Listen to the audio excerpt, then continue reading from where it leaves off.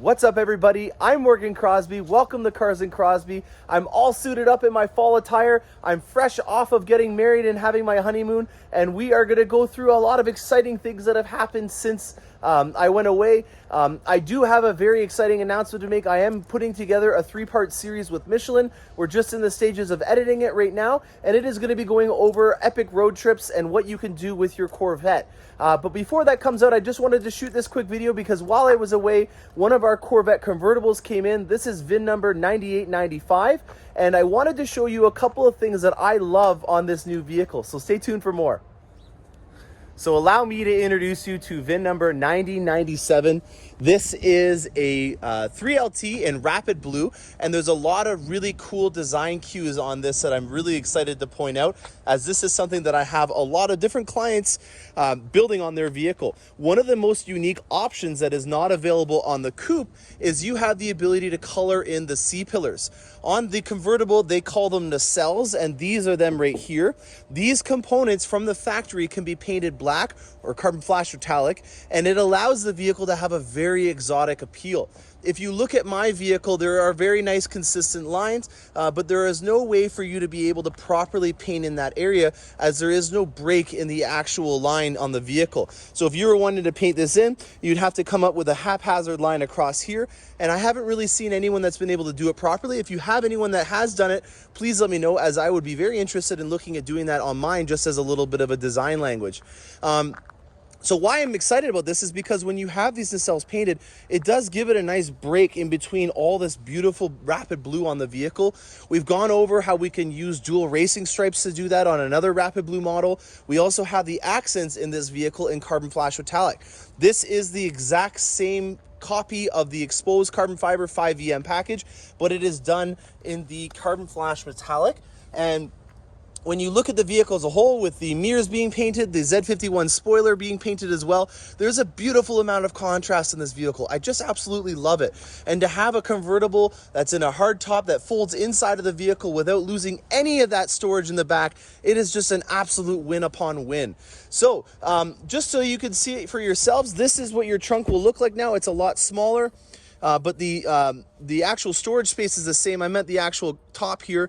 You have no real major view of the engine like you do on mine. If you take a look at mine, obviously, with it being the coupe, you have a beautiful view of the LT2 engine. But on this one, you don't have that. And you have louvers, though, which are very similar to what you had on your C7 Corvette, which suck the air out. So the physics behind this is, if you have an area with an opening like this, when you have high flowing air moving over the vehicle, it's going to suck the hot air outside of the engine bay, and that's going to obviously help your Corvette in staying cool as a cuke and making sure that you don't have any overheating issues. Now let's go through some changes that are on this. One important thing that I want to point out is how you're going to be able to start up your vehicle and get the top all ready to go. If you have the coupe, you will already know that if you remotely start your Corvette and then open up the top, the engine is going to shut off. So I'll show you that just on mine right now. So I fired her up underneath the E and the T, and the engine turns off. So I actually haven't asked the engineers at General Motors why they did this, but we want to make sure that we keep that in mind when we're opening up the top on the convertible. Because if you have this engine bay open, the remote start process will deactivate. So we're going to look at the key, and there's one major difference at the bottom here. Instead of it all being a panic button, now you have it broken into two. And on here, you have the convertible top removal option. Now, like on the C7s, you're going to make sure that you hit the unlock button first, and then you're going to hold this button down. All of your windows are going to roll down, including that very awesome rear window. You're going to get your first look at the inside, which they've covered up in that composite material. And as it's coming in, you'll see that these suede pieces here are going to move out into place. Awesome, awesome, awesome option. Look at how fast that is. I think it's 16 seconds that process is. And just like in the C7, you're going to get a little beep to let you know that everything's done. Now, once that's been done, you can then hit the center button in the center here. Start up that Corvette. We haven't put into the settings in it, so it's still in touring mode. Obviously want to have that track exhaust going to give it a nice snarl, but here's your first look at my Corvette that just came in. And you can see it has the Twilight Blue package on here. This is a really, really cool tension blue interior. I'm a real big fan of it. It's a nice contrast, especially bringing the outside of the vehicle on the inside. The details that are in this are impeccable. You have the stitching in the actual dash. You have the mats also in that. Your steering wheel has also got the nice blue stitching.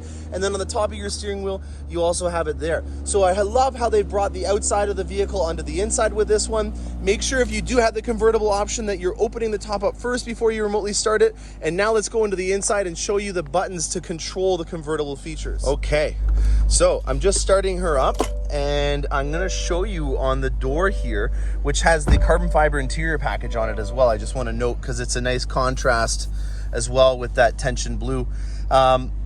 We have 2 additional buttons, and these buttons are right here. The first button is going to be able to just open and close the rear glass that is in the Corvette convertible. So if I wanted to be like a Toyota Tacoma or a RAV4, which is the Toyota brands that have the rear window that opens up and down, we now have that feature as well. I am so in love with that feature. I'm very jealous that I don't have it in my coupe, as there's a lot of times where I maybe don't want to have the top completely off, but I want to have that added ventilation. I obviously can't do that because I have a major engine bay in between there. So I would basically be just opening up a window going to my engine bay, which for obvious reasons is not a benefit. But in the convertible, this is a really amazing feature, and it is a little bit of a thinner piece of glass than you have on the coupe. No real major pros and cons to that. I just think that they wanted to give you a better open top experience, and I have not driven this fully around enough to give you that proper analysis on what that's like, but I will be doing that in a future video. So onto the second button now. It is right here, and this is the one to put the top back up. So as you can see, as you pull up on this, the top is gonna keep going. If you do let your finger go, it will stop. It's a cumbersome act to try to restart it after that's done. So we're just gonna keep holding this down. You'll see that the top locks in all on its own now. You don't have to do that yourself like you did in previous models.